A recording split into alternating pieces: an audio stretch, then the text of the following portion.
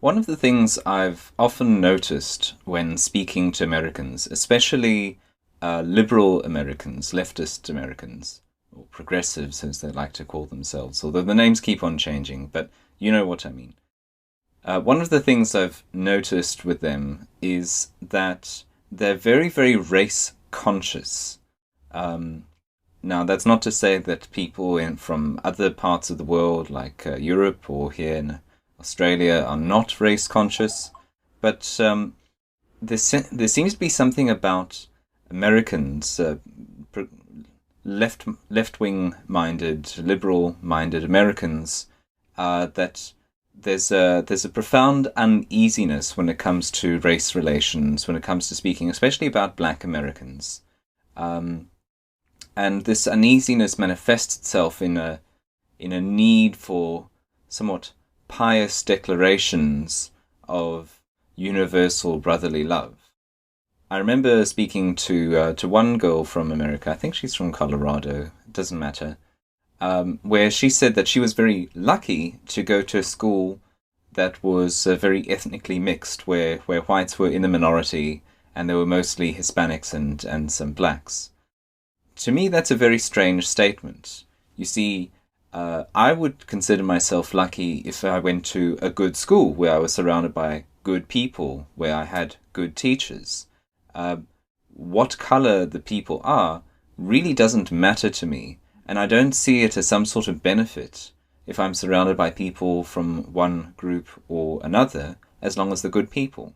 But there seems to be something ever present in the consciousness of a white American, a modern progressive white American, that you have to show people how much you like being with people who aren't white. So with that in mind, I came across this a very interesting article. Actually, it was a reading request. So many thanks to YouTube user Australian Realist, link to the channel below, for this fascinating article called Being White in Philly. So let's go through the article, and then the first, or the top comment that I read is also of great interest, and I think it really does add to the discussion. So I'll run through the article as quickly and clearly as I can, and I'll also read the comment and leave it to you to leave your own comments on the article itself, and perhaps your own experiences, especially if you are from America, from the United States. So, Being White in Philly by Robert Huber. My younger son goes to Temple, where he's a sophomore. This year he's living in an apartment with two friends at 19th and Diamond, just a few blocks from campus. It's a dangerous neighborhood. Whenever I go see Nick, I get antsy and wonder what I was thinking allowing him to rent there. One day before I pick him up for lunch, I stop to talk to a cop who's parked a block away from Nick's apartment. Is he already enrolled for classes? The cop says when I point out where my son lives. Well, given that it's December, I think so, but his message is clear. Bad idea, this neighborhood. A lot of burglaries and robberies. Temple students are prime prey, the cop says. Later, driving up Broad Street, as I head home to Mount Airy, I stop at a light just north of, I think it's Lycoming, and look over at some row houses. One has a padlocked front door. A torn sheet covering the window in that door looks like it might be stained with sewage. I imagine not a crack house, but a child, maybe several children, living on the other side of that stained sheet. Plenty of children in Philadelphia live in places like that. Plenty live on Diamond, where my son rents, where there always seem to be a lot of men milling around doing absolutely nothing, where it's clearly not a safe place to be. I've shared my view of North Broad Street with people, white friends and colleagues, who see something else there. New buildings, progress, gentrification.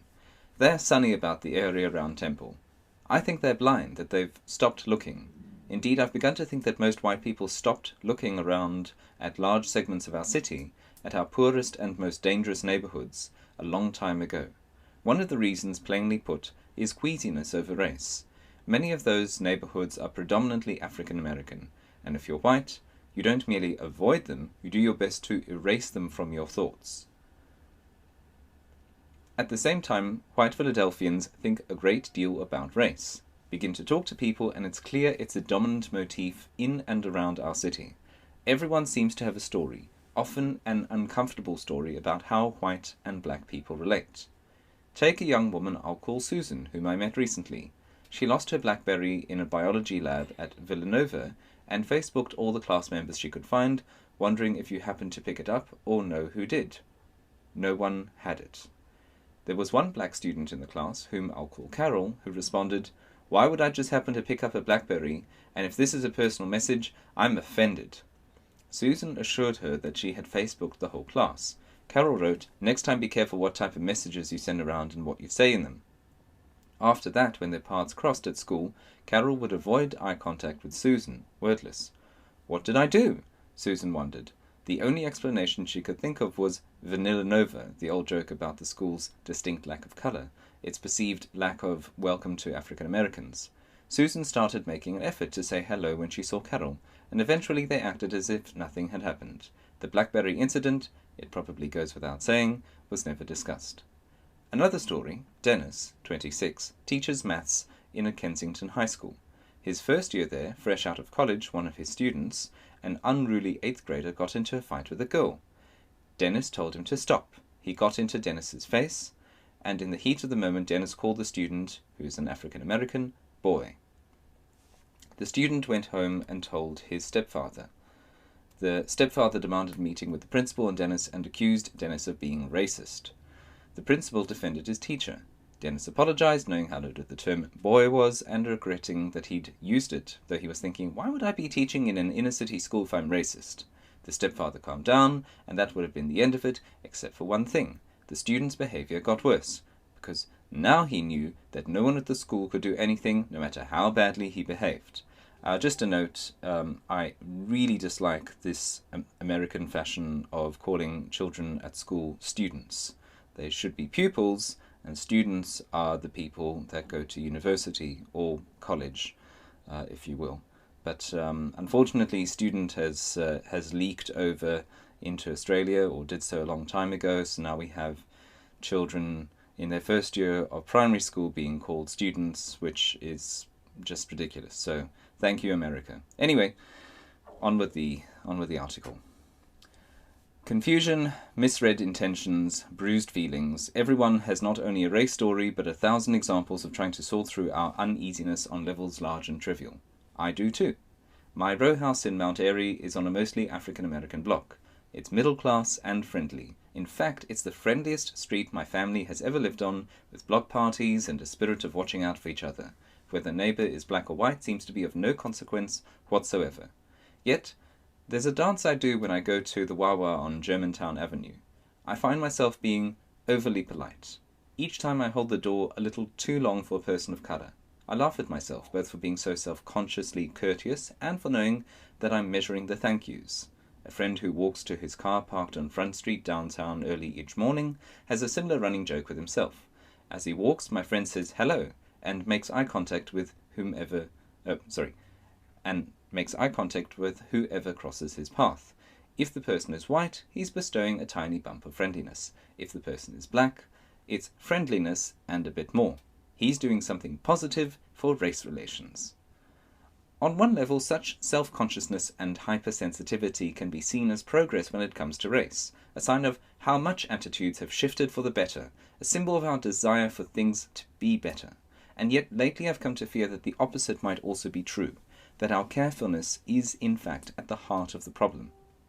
50 years after the height of the civil rights movement, more than 25 years after electing its first African American mayor, Philadelphia remains a largely segregated city with uneasy boundaries in culture and understanding, and also in well-being.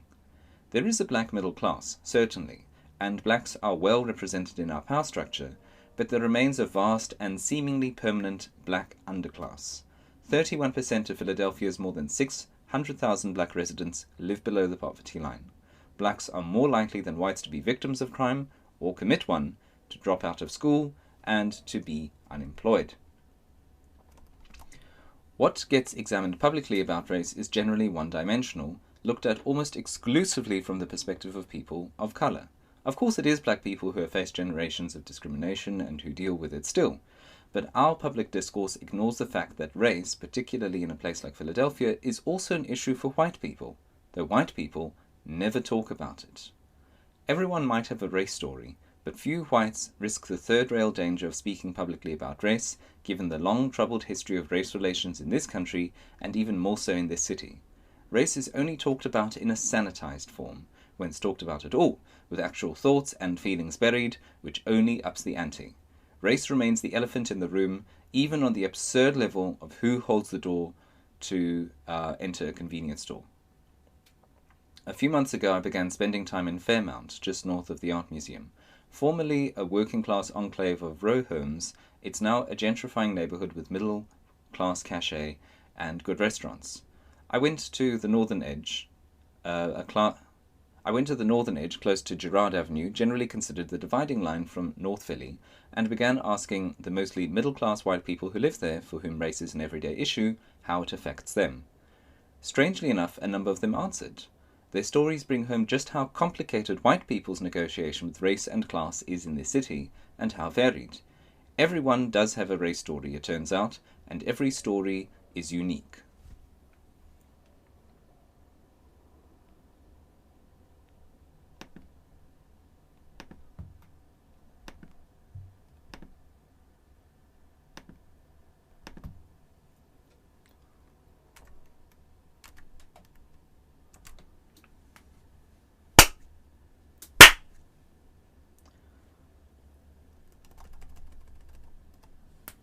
Early on during my walks around northern Fairmount, I'm surprised by a couple of things. One is the international flavour. On a warm Sunday in October, I buttonhole a woman I'll call Anna, a tall, slim, dark-haired beauty from Moscow getting out of her BMW on an alley just south of Girard College. Anna goes to a local law school, works downtown at a law firm, and proceeds to let me have it when we start talking about race in her neighborhood.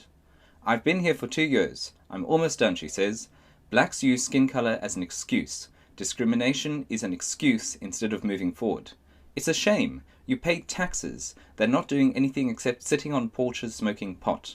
Why do you support them when they won't work? Just make babies and smoking pot. I walk to work in Center City. Black guys make compliments. Hey, beautiful. Hey, sweetie. White people look, but don't make comments." That's the other surprise. If you're not an American, the absence of a historical filter results in a raw view focused strictly on the here and now. I meet a contractor from Maine named Adrian, who brought his Panamanian wife to live here at 19th and Girard, where she saw fighting and drug deals and general bad behavior at the edge of Brewery Town. It all had her convinced there is a moral poverty among inner-city blacks. American whites I talk to in Fairmount have a decidedly different take. Our racial history, as horrible and daunting as it is, has created a certain tolerance of how things operate in the neighborhood, an acceptance of an edgy status quo. One Fairmounter blames herself for her grill being stolen from her backyard, because if you don't fence it in, she tells me, you're asking for it. A pumpkin gets lifted from her front stoop in the fall, she buys another. That one gets stolen, she gets one more. It's called city living.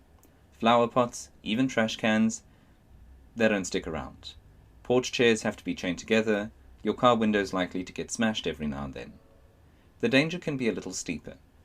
One afternoon at Kruper's Tavern at 27th and Brown, a guy named Bob tells me about working in the mailroom at Rolling Stone magazine years ago and shows me an anthology of beat-era writers he's reading. I can't resist asking him about his wire-rimmed glasses, which are way down on his nose and twisted at an absurd angle. There's no way he can see out of them. "Oh," he says, smiling, "I went home one night from the bar and 2 guys smashed my face into the cement steps of my house. That's what messed up his glasses. A few days later, I got my wallet back in the mail. They had thrown it in somebody's mailbox." He acknowledges that his assailants were black. "Not that that matters," he says. Not all the crime in Fairmount is, of course, perpetrated by black guys from Brewery Town, the neighborhood north of Girard. But that's the perception, and it's generally correct. Another day I chat with 2 cops sitting in their car outside, I think it's pronounced Henberries, or Henneberries, a drugstore on 24th Street, and ask them who commits crimes here, large and small. Mostly, they say, black guys from North Philly. One early evening, just as light is fading, I chat for half an hour with a short middle-aged woman named Claire, who's walking 2 terry poos at 26th and Poplar. She's a blunt-speaking widow who's lived a couple of blocks south for 30 years. I ask Claire if racial dynamics have changed over time. It's mostly white people, she says, so there's no dynamic to change. I motion Claire down 26th, a few doors, out of earshot of a black guy standing at the corner, to ask, "Do you find that you need to treat African Americans any differently, to tread lightly, to worry about what you might say?" "No," she says. "There's no need to be careful if you treat people as human beings." A black woman comes out of the row house behind us, and Claire adds, certainly loud enough for the woman to hear, and probably the guy in the corner too, "As long as you don't have a gun in your hand, I'm okay with you." As Claire heads home with her terry poos, I sit on a stoop for a minute to consider her. 3 decades on these streets have given her a level of comfort. Claire is not afraid of saying or doing the wrong thing, though that stance has certain limits. She doesn't venture above Gerard with her terry poos. The same Sunday morning I talk to Anna, I move half a block up the alley and get a decidedly different perspective. Paul is working on his Yamaha. It's got a bulky carburetor. He's 29, a chunky, pleasant guy with a short goatee and black frame glasses. When we met, Paul was renting a house with 3 buddies. He studied architecture at Temple, but he's bounced around, rehabbing houses, waiting on tables, getting freelance design jobs here and there. It's a tough economy for architects, though he recently latched on at a firm in the city. The morning after he moved in 3.5 years ago, Paul says, he came out to the alley, and a young black kid, 12 or 13, was standing there. "Hey, what's up?" the kid said, as if they were friends. "You go to college?" "No, I graduated." "Still have some friends in college?" "A few." "You want some OCs?" "Oxycontin." "Your friends want some?" Paul told him no. The kid moved on down the alley. I asked Paul if that gave him pause, whether he thought he'd moved to the wrong neighborhood. "No." He says, "I got laid off in October 2008 and I was out of work for 6 months. I had to find money. It gave me a different perspective, and it seemed this kid was just trying to make money. He was just trying to get by. I come from a different world. I don't think I'll ever have to sell drugs. I did have to beg for a job as a waiter at 25. That's as low as it would go for me." A man of perspective, Paul, a very even-handed guy. But that night, something dawned on me. Confronted with a drug dealer in his new neighborhood, Paul understood that the guy had to find a way to get by. That he was struggling. That he had made an economic decision. But the guy who wanted to sell Oxycontin to Paul was a child, probably in 7th grade. What's his life like? Whom is he working for? A few weeks later, I have dinner with Paul in South Philly and ask him if he's ever thought more about the kid who offered him Oxycontin. "No," says Paul, "it's easier to put it out of your mind and not think about it. The truth is kind of a dark thing." In 1950, Philadelphia was a predominantly white city, with blacks comprising about 20% of the population. A decade later, that number had risen closer to 30%, and 4 years after that, in the summer of 1964, racial unrest flared in North Philadelphia, largely over brutality against blacks by white cops. Hundreds were injured or arrested, and more than 200 stores in North Philly were damaged or destroyed in 3 days of rioting, with many never reopening. White flight only accelerated in the next decade, and today, blacks make up 44% of the city's population, and non-Hispanic whites 37%. John, who lives on Woodstock, a leafy side street between Poplar and the northern stone wall of Eastern State Penitentiary, has seen the city's demographics shift firsthand. He's 87 and has lived on this block since he was 5, since 1930. It was a different place then before the war. You could walk home from the Blue Jay restaurant at 29th and Girard at any hour, or up to Ridge to the Amish market. John worked in the offices of local long-distance haulers. He's small with a bowling ball potbelly and macular degeneration. His right eye is closed and sightless. He chain smokes Virginia Slims as we sit in his enclosed front porch, and he describes his neighborhood back when he was a boy. Milk and bread and ice delivered to your door. A city worker coming by every evening to climb a ladder to light the gas lamps that cast a beautiful glow. There were 4 nearby houses of prostitution, and tailors and drugstores, a butcher, a barber, a candy store, a self-contained world. Everybody had a laundry tree in the alley out back, and every Monday there'd be a snow of white, until shirts and towels and sheets began disappearing, right after the Second World War. That's when blacks from the south, with chips on their shoulders, John says, moved north. They moved into great brownstones above Girard and trashed them, using banisters and doors to stoke their furnaces instead of buying coal. Before long it looked like Berlin after the war. Whites moved out. I asked John when he was last above Girard Avenue. He thinks for a moment. To a football game, he says. When? In 1942. Over the years he's been mugged twice, once for $100, once for the bottle of liquor he'd just bought. His house was once broken into, and he lost coats and money and Christmas presents and his father's gold watch. A steel-tipped arrow once shot through his rear kitchen window, impaling a chair just after his nephew had got out of it. He watched as 4 or 5 black men appeared on the block one afternoon and tried to break into his brand-new Chrysler Imperial. John stood at his door. They walked away when they saw him.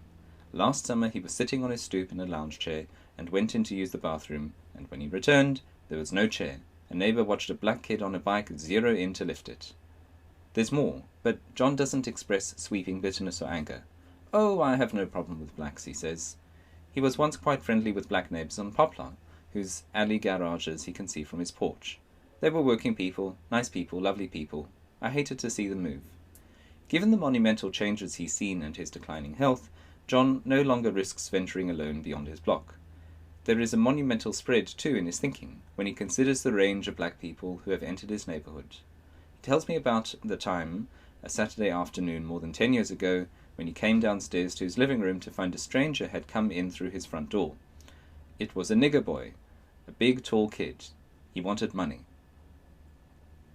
It's a strange moment, not only because of the ugly word, but because of John's calm in delivering it, as if it is merely a fact, one that explains the vast changes in his world. Fairmount is now a destination of choice for a certain breed of young professional, and among them I discover a tried-and-true test of racial comfort. Jen lives on Mount Vernon with her husband, an architect, and 2 children, 8 and 6. She's been in Philly since she came to Drexel from Egg Harbor Township on a basketball scholarship 2 decades ago. 4 years ago, Jen began looking into where Sebastian, now in 3rd grade, would start school. There's a very good elementary school in Rittenhouse, Greenfield, and that's the school the parents in Fairmount, the white middle-class parents, which is Fairmount, shoot for if they're going public. Jen took a look at Back Martin, the public school 4 blocks from her house and 74% black. Teachers engaged, kids well behaved, small classes, plus a gym and an auditorium and a cafeteria, a garden, a computer lab. She enrolled her kids there. Jen was not in the majority. Other mothers told her, there is a lot of Greenfield pressure. That pressure is from fellow Fairmounters, pressure to send their kids, collectively, to the right school. Greenfield test scores are a bit higher. It's also not nearly so black. Another mother told Jen, I didn't want to be the first. In other words, the first to make the leap to Back Mountain. It takes a special person to be first. Another told her, not everybody is as confident as you. Sipping tea in mugshots on Fairmount Avenue, Jen rolls her eyes over the nut of the problem. Unfounded fear. Groupthink. A judgment on a school without even setting foot in it. I wouldn't like to imply that it's about anything else, Jen says, but of course it is. Race. There are ways around it, however. Jen became a kindergarten parent. She'd open the doors and get parents in there. Movie nights, soccer and dance and art programs, hip-hop dance instruction, a play group 2 mornings a week for toddlers, local landscapers giving free mulch and leftover shrubs. She'd sell the school. Even with all that, though, parents who'd check out Back Mountain on open house night still weren't enrolling their kids. I'm not sure who else is going there, one mother told Jen. Same old fear. Jen's next step, a mix at the urban saloon on Fairmount. The kindergarten teachers came and parents brought kids. Jen laughs at herself, given the bald simplicity. Get the parents together having drinks and talking with the teachers and each other. Then watch what happens. Get them nodding that if Back Mountain is good enough for Mark, Vitri's kid, the restaurateur is a Fairmounter, then maybe... And sure enough, something shifted. Some 10 of the 15 families who showed up enrolled their kids. A new groupthink was forming. These home and school meetings over saloon drinks happen 2 or 3 times a year now. It helps that Greenfield is getting crowded, and that the city is naturally expanding outward. People in the neighborhood are now getting nervous whether there is a spot for them there, Jen says. Nobody through all of this said a word about race, at least not publicly. I meet another urban pioneer of a different stripe. Ben, 38, grew up on Madison Avenue in New York and went to Vassar. He came to, I think, Vassar or Vassar? I think Vassar. Ben, 38, grew up on Madison Avenue, New York, and went to Vassar. He came to Philly 13 years ago for a teaching job in Logan and worked for Sister Mary Scullion's project HOME for a couple of years. Then he got into rehabbing houses. 7.5 years ago, he bought a row house a couple blocks north of Girard. He thought the neighborhood, run down, not integrated, was about to change. For a couple of years, Ben was pretty much the only white guy there, though he was comfortable. Ben roams all over Philly. I catch up with him one day for lunch at Sirenka in Port Richmond, where he's building sets for the TV show Do No Harm. His row house is on a corner where kids hang out. He got to know them. There's tons of great neighbors, Ben says, from folks who work 3 jobs to welfare recipients, often subsidized by the local drug trade. He's rehabbed 3 houses nearby. One had been a crack house where squatters got sent to jail, leaving behind 15 gallons of urine in various cups and bottles. I don't know why, Ben shrugs, but crackheads can sometimes be meticulous. Then things turned on him. A middle-aged black guy who'd been in the neighborhood drug trade for a couple of decades was friendly at first. The guy went to prison on drug charges for a bit. When he came back a couple of years ago, he started running drugs next door to Ben's workshop. The dealer was different now. It was dick swinging time. He and his henchmen started parking in front of Ben's shop, blocking his access. Ben asked them to move, but they would give him a hard time. The dealer started bad-mouthing Ben to the neighborhood, talking about what was going to happen to this encroaching white guy. He got 2 strikes, 3rd strike he's done, the guy told people. If he survives, if he makes it out of the neighborhood, we kill motherfuckers around here. Ben had hired Thomas, a recovering addict from the halfway house across the street from the shop. Thomas told him not to freak out. The dealer would screw up. So Ben waited. One day about a year ago, Ben was in his shop when the FBI rolled up in 2 black SUVs and kicked in the door of the dealer's building. The dealer wasn't there, but his sister was on the street. "Where is he?" the cops demanded. She got him on the phone. He's now doing 10 years on an OxyContin prescription scam. What, I asked Ben over split pea soup at Sirenka, would have happened to him if the cops... What, I ask Ben over split pea soup at Sirenka, would have happened to him if the cops hadn't zeroed in. I don't know, he laughs, though it's not a happy or cocky laugh. He remains in his house on Thompson with no particular desire to move. As a boy, Ben took the neighborhoods of New York by storm, and that's his method in this city. He wants all of it. Fairmount, he says, is too homogeneous for him. He's a man on the outer limits of engagement, even at the expense of his own well-being. It actually reminds me of a writer called Rian Malan. I'll see if I can provide a link below. Who lives in a really dodgy part of Johannesburg, and he's written about that as well. Quite similar. He doesn't like to be in the sort of clean, white areas. He likes to be where there are lots of drug dealers and where there's a lot going on. Seems to work for him. Anyway, Rian Malan. Carrying on, most Fairmounters, of course, aren't trying to push up into Brewery Town, and their concerns are a little more pedestrian. In early December, I go to a civic association meeting. On the agenda, the upcoming house tour, the winter social, patio planter boxes to help lessen rainwater in the sewers, and the neighborhood scourge, parking. I talk with Eileen and Bruce, who's the association's head, in the cozy glass-enclosed back room of their row house on 25th Street. They're both retired Philadelphia school teachers. We discuss neighborhoods. Brewery Town residents tend to stay above Girard, they tell me. At Halloween, Eileen says, that's the only time we see them. A lot of little kids from the other side of the tracks. African-American kids. People still give them candy. People get upset, Bruce says. We used to have a parade on Sunday afternoon. Kids would get nicely dressed up, and kids from up there, he points north, would barely come dressed up. Or would come barely dressed up, rather. Eileen says, people say, at least people dress up, Bruce cuts in, unless they're working here. Most of them don't come in this direction. They seem happy to stay in their little lot, as it were. In a way, that sounds an awful lot like the Philadelphia of half a century ago. Before the race riots of that era, before Frank Rizzo, before race relations became openly tense and violent, the old rule applies. People knew their place. Black people knew their place. The difference now is that white people seem to know their place as well. White people stay in their little lot too. Jen tells me a lovely story. She discovered a public pool at 26th and Master in Brewery Town 2 summers ago. A beautiful pool with cool slides. There were maybe 60 kids there, black kids, on the day Jen took her young daughter. The kids ranged in age from 5 to 12, and there was only one other parent around. Jen stood in the pool, holding her hands out, teaching her daughter to swim. 8 or 10 girls surrounded Jen. They all wanted to show how good they were. One said, "I am the luckiest girl in the world." And why was that? Because I live across from the pool. She pointed to her house. It was a beaten-down row. These kids were so happy and sweet, Jen tells me. She is warning me with this story. I told her about driving up North Broad Street and how miserable I believed living there must be. There's a certain arrogance in my judgment, Jen is telling me. I might not know what people are truly experiencing. As she was leaving the pool that summer day, Jen saw 3 or 4 older girls modeling her, with their hands out, teaching the younger ones to swim. Engage, Jen is saying. Engage people. Connect with them, without assuming what their lives are like or judging them. It's good advice, because she's right. The gulf is so wide that there's much we don't know about each other.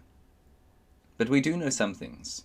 To cite just one daunting fact among many, 50% of the kids in Philadelphia public schools don't graduate from high school. What chance does a child have not even getting a diploma?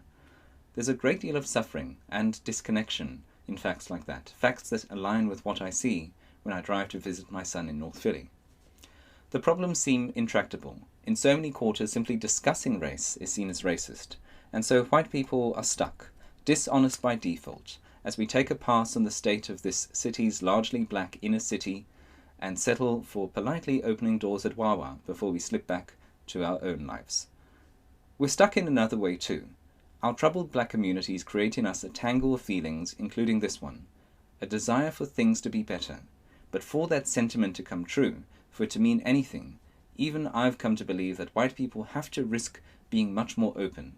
It's impossible to know how that might change the racial dynamics in Philadelphia or the plight of the inner city. But as things stand, our cautiousness and fear mean that nothing changes in how blacks and whites relate, and most of us lose out on the possibility of what Jen has found, real connection. What, I wonder, would that look like?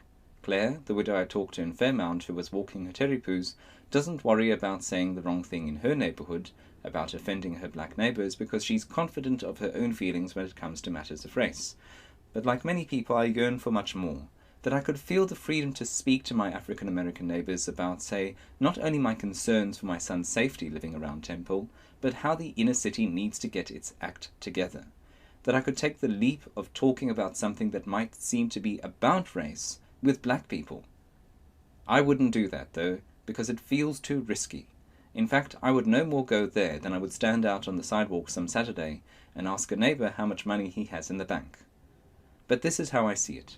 We need to bridge the conversational divide so that there are no longer 2 private dialogues in Philadelphia, white people talking to other whites and black people to blacks, but a city in which it is okay to speak openly about race. That feels like a lot to ask, a leap of faith for everyone. It also seems like the only place to go, the necessary next step. Meanwhile, when I drive through North Philly to visit my son, I continue to feel both profoundly sad and a blind desire to escape. Though I wonder, am I allowed to even say that? So that's the article, and I'm just going to now read a fairly lengthy comment from a guy who calls himself White Kid in Black Grade School, which I think is salient. And after that, I don't really have much more to say on the topic, and I have to get going. So anyway, as a white kid with well-meaning parents enrolled in a majority black school for the same noble reasons as Jen, I just have to say that that decision is really negligent. I love how she makes it about herself. I love my parents dearly, and I've never told them about how lonely and terrifying it was to be one of the only white kids in my grade school. I love them too much to put that kind of guilt on them. I was constantly teased, picked on, and bullied by a few kids, and even the nicer kids never seemed to display any sort of empathy. Given the state of race relations in this country, and the overt disdain black people have for whites, I don't suppose I see how that would be surprising. Whites only think racism goes one way. They have no idea what it's like for those of us in the trenches, especially kids. He goes on to say, one thing that I came to see as a kid was there was no end to the scorn for being white. While I didn't wish I was black per se, I definitely craved validation from the only people I was surrounded by, and for us handful of white kids there was no higher compliment in life than being accepted by black kids as cool and somehow transcending our being white. I had one friend in 4th or 5th grade, and actually a few up through 8th grade. That said, there was no greater scorn among black kids than that for kids who tried too hard to be black. The irony was that those kids who did actually find acceptance from a small group of friends, but that acceptance was in no way carried over to anyone outside of their group that accepted them. They were targeted by anyone outside that group and generally made to look the fool. I never took that last step. It was impossible for me because my parents were white educated liberals. It was mostly low-class kids who actually had no home life who turned into those kids. Actually, that isn't true. I did know 2 others more like my background who turned out like that. The worst part was that my parents, like Jen, thought that I was getting so much cultural value out of this experience. They couldn't have been further from the truth. I probably would be more positively disposed to black people as a group had I grown up in the suburbs. Again, even though I still have actual black friends, even though I still have actual black friends, I definitely do not fall for the all white people are racist lines. I really, really hope Jen's kids turn out okay. I can guarantee they will probably have major issues throughout the rest of their lives. Not to mention the academics, no matter how much Jen decides she just loves the teachers and the schools, are terrible. No one cares about schoolwork, even the teachers. Jen's on a moral superiority mission, and her children are the victims. I guarantee 100% that they dread going to school. If white privilege is the right to a carefree childhood, they are being robbed of their birthright. Almost every day I wish things had been different for my childhood. And to tie this in a little bit with the story, I have never been able to tell my story to anyone. White people's brains would blow up, black people get hostile, see comment to my first post, and it's just a story that simply doesn't compute in today's racial narrative. So that was quite a lengthy post to read, but I think that it does broach a really engaging topic for Americans. In Australia, we have similar discussions, and I think there's discussions up in Queensland where there are many more Aboriginals than down here in Victoria would be a lot more pointed. But I think that there's also something that's peculiarly American in the hypersensitivity to race that is often displayed by white liberals from America, at least the ones that I've met. So what do you guys think? If you are Americans, what do you make of this story? Does this strike a chord? What's it like in other cities? Does it differ from city to city? I suppose it must. And what do you also make of the comment of the guy who was one of the few white children at his day school? So, thanks for watching, and you've been listening to The Critical G.